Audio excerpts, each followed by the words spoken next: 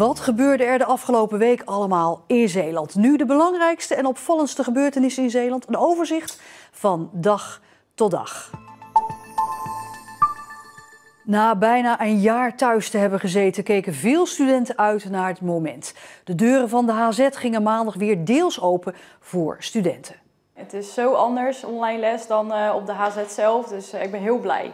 En wat heb je nou het meest gemist aan school? Ja, eigenlijk wel de leuke docenten en mijn gezellige klasgenoten. Gewoon lekker met de klas je les volgen. Diezelfde ochtend doet Lisa nog wel een zelftest om er zeker van te zijn dat ze geen corona heeft. Op deze manier kan ik het toch wel veiliger naar school, zowel voor mezelf, de docenten als mijn medestudenten. Studenten mogen vanaf vandaag weer 1 dag per week naar school. Het wordt dan wel aanbevolen dat ze een zelftest doen, maar het is niet verplicht. Om ze toch te stimuleren om dit te gaan doen, kunnen ze via een webshop een gratis zelftest aanvragen. Maar dan nog, bij de ingang wordt er niet naar de uitslag gevraagd. Vanuit de overheid is bepaald dat die zelftests niet verplicht zijn. Dus wij stellen ze wel beschikbaar vanuit de landelijke portal. Maar wij zullen niet gaan controleren of iemand het wel of niet gedaan heeft. Ook omdat dat dan lastig uitlegbaar is als wij dat dan wel doen en bijvoorbeeld een andere hogeschool niet zou doen. Dus wij committeren ons daar zeg maar aan het landelijk. Het feit dat studenten dit misschien niet doen, roept twijfels op bij Lisa, die het advies wel opvolgt. Je weet natuurlijk niet of je medestudenten het dan ook doen. Dus ja, hoe veilig is het dan? Gaat iedereen het doen? En ja, doe je het ook goed, die zelftest? Dat is ook nog maar de vraag. Toch verzekert Kunst dat de situatie op school veilig is.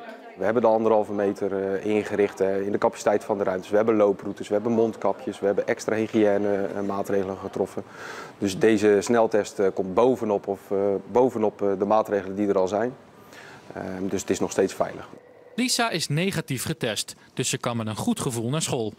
Lisa Verboom, hoe is dat nou om weer op school te zijn na bijna een jaar? Ja, echt heel gek. Het is ook zo rustig hier, maar wel heel leuk. Heel fijn om weer naar school te mogen.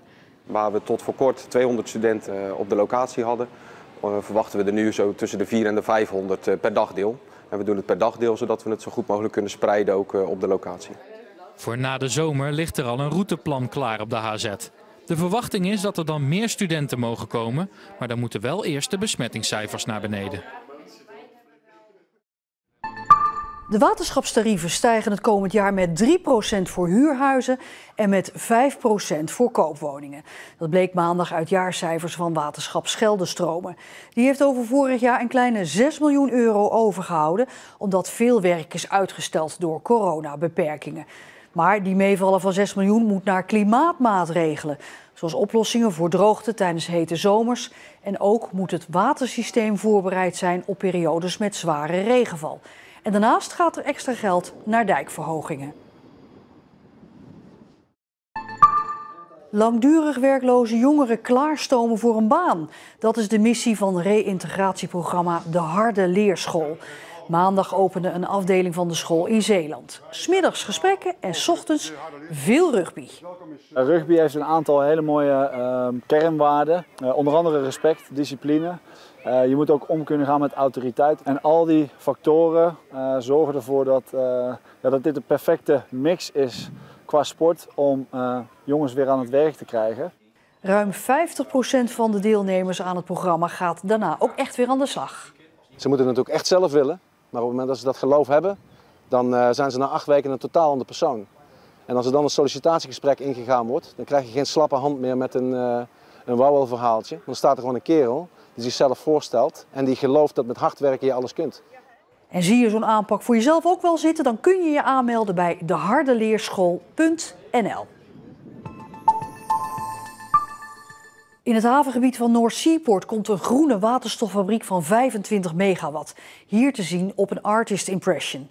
De fabriek komt op de Axelse vlakte bij Westdorpen en levert 10 tot 12 banen op. Als alles meezit, begint de bouw volgend jaar zomer en is de waterstoffabriek dan half 2023 operationeel. De waterstof kan dan worden gebruikt voor bijvoorbeeld de industrie, voor binnenvaartschepen of vrachtwagens die op waterstof rijden.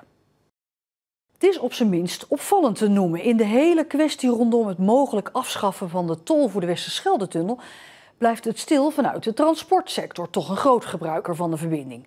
Een lobby in Den Haag wordt niet gevoerd en dat terwijl veel bedrijven, ook buiten Zeeland, de tol graag zien verdwijnen. Als je het iedere dag tegenkomt en je moet het iedere dag of iedere week betalen, ja, dan loopt het toch gewoon altijd op. Ja. Dat is de wet van de grote getallen dan. Uit de rondgang die we hebben gehouden langs verschillende grote transport- en logistiekbedrijven in Zuidwest-Nederland blijkt dat bijna alle bedrijven wel gebruik maken van de Westerschelde-tunnel of er gebruik van zouden willen maken, maar nu eromheen plannen, bijvoorbeeld via de Ring van Antwerpen of de Liefkenshoektunnel. Ze zien dan ook graag dat de tol van de Westerschelde-tunnel verdwijnt. Of de Liefkenshoektunnel, afhankelijk van is dat de kortste route, en anders de ring rondom Antwerpen en daar heb je altijd het filegevaar. Maar zelfs omrijden via de Liefkenshoektunnel is goedkoper. Ja. Want daar valt de tol een stuk lager uit. Hoewel de vrachtwagens van zijn bedrijf dus veel omrijden, ontkomen ze desondanks niet aan de Westerschelde-tunnel. En dat loopt flink op. Zoveel dat ze, net als veel andere grote transportbedrijven, hopen dat de tol van de tunnel verdwijnt.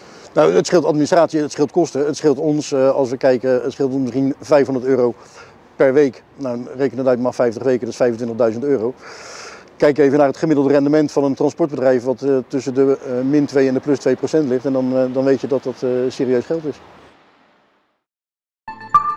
Dinsdag was in Middelburg de eerste voorbereidende zitting in het hoger beroep van de zedenzaak van Waterland-Kerkje. De hoofdverdachte, een 47-jarige man uit Aardenburg, heeft hoger beroep aangetekend tegen zijn gevangenisstraf van 8 jaar en de TBS met dwangverpleging. De man zou zijn stiefdochters jarenlang hebben misbruikt en gedrogeerd. Eén van hen moest ook seks hebben met anderen. De 27-jarige Domburger die ervan verdacht wordt in augustus vorig jaar een 21-jarige vrouw uit Middelburg door het hoofd te hebben geschoten, wil opnieuw een verklaring afleggen. Dat zei zijn advocaat woensdag in de rechtbank. Eerder verklaarde hij dat het wapen per ongeluk afging tijdens het schoonmaken. Maar na gesprekken met een psycholoog wil hij nu dus een nieuwe verklaring afleggen. Het slachtoffer lag vanwege het letsel 2 maanden in coma en is nog altijd aan het revalideren. Om een nieuwe muggenplaag te voorkomen zijn er in het vakantiepark Watervillage in Kamperland verschillende soorten vissen uitgezet. Nou ja, die vissen die eten de eitjes van muggen op, waardoor het eigenlijk, zij op die manier de overlast een beetje kunnen indammen. Het is eigenlijk dus een biologische bestrijdingsvorm. Die vissen zijn erg welkom, want het park had afgelopen zomer flink last van de insecten. Wij trachten op deze manier, op een ecologische manier, de muggenplaag die we hier afgelopen jaar hadden te bestrijden. Volgens de reviews van onze gasten was het wel vervelend. En ja, wij met onze gasten feedback doen wij altijd wat. Dus dit is daar één stap van. Bij ziekenhuis ADRZ in Goes hebben alle medewerkers een gratis lunch gekregen. Het was de dag van de verpleging en daarom wilde een accountantskantoor uit de buurt alle zorgmedewerkers een hart onder de riem steken. Ja, hartstikke leuk natuurlijk. Ik denk dat verpleegkundigen echt wel het meeste werk ook leveren in het ziekenhuis en het zwaarste beroep hebben. Continu ook bij de zorg betrokken zijn. Dus het mag wel 2 keer per jaar eigenlijk. Het is natuurlijk heel bijzonder dat ze het over hebben voor ons als verpleging. En dat is gewoon een heel mooi gebaar. Ik heb hem nog niet gegeten, maar het zag er wel heel lekker uit. Dus ik ga lekker in het zonnetje zitten en een broodje eten. De broodjes en de salades zijn gemaakt door lokale horecaondernemers om ook die te steunen. Dit is hem.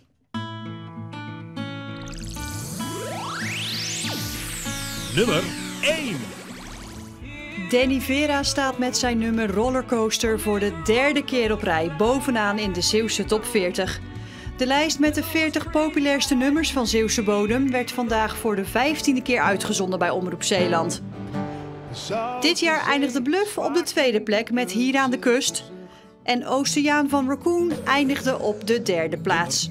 Dit jaar waren er ook weer veel nieuwe nummers. 19 nieuwe dit jaar. En nou, dat is elk jaar wel ongeveer de helft. En dat vinden wij juist heel leuk, want dan is er heel veel vernieuwing. En dan blijft het ook spannend om te luisteren. En er werd dit jaar ook heel veel gepleit voor een top 100. Nou, we hebben nu 15 jaar de Zeeuwse top 40 gehad.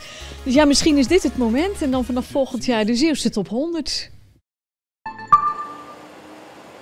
Het is absurd. De prijsverschillen tussen Zeeuwse benzinepompen en die in België lopen weer flink op. Inmiddels scheelt het ruim 30 cent per liter als je vlak over de grens gaat tanken. Dus ja, dat is de moeite met een volle tank. Dus dan kan je inderdaad even van heen en weer rijden. Ik kom uit Axel. Nou, ik kom even tanken omdat het 30 cent goedkoper is hier. Ja. Dus ja, het is wel de moeite om te rijden. Hè? Dat scheelt behoorlijk. Ik denk 35 cent een liter of zo. Ik weet niet precies. Doet u het daarom ook, hier tanken? Dat is wel de reden, ja. Maar normaal tank ik wel gewoon in Terneuzen, want ik rijd nooit naar hier als ik niet naar België moet. Toch doen heel veel Zeeuws-Vlamingen dat juist wel. Want op een volle tank scheelt het al gauw zo'n €15. De afgelopen tijd, toen de grens dicht was, heb ik het niet gedaan. Maar ja, het scheelt nu weer gewoon te veel. Ja, ik doe het eigenlijk al heel vaak. Eigenlijk altijd. En wat ga je met geld doen, wat je nou spaart? Nog geen idee. Ik denk ook niet dat je het echt merkt. Maar het is meer het idee, hè. Een ludieke actie in Groede. De kerktoren was de afgelopen week 's avonds groen gekleurd.